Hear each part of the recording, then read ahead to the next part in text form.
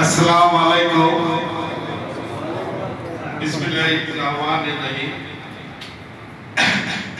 পর্যন্ত যা বলা বলেছে, আমি আপনাদের কাছে দোয়া চাই।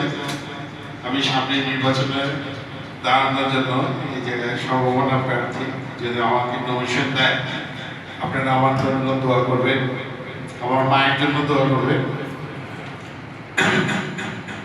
আমি আপনাদের এই মসজিদে 5 লাখ টাকা দিয়ে দেব।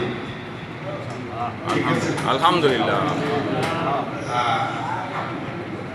আমরা হাফিজ খোকনের কাছে পাঠিয়ে দিব, বা আপনারাও যে নিয়ে আসতে পারেন। যারা মুরব্বী আছে, আমার এখানে দাওয়াত রইল যে একসঙ্গে যে নিয়ে আসবেন।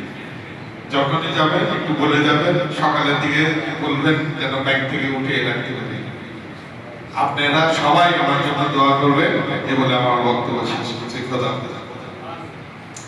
আসসালামু আলাইকুম।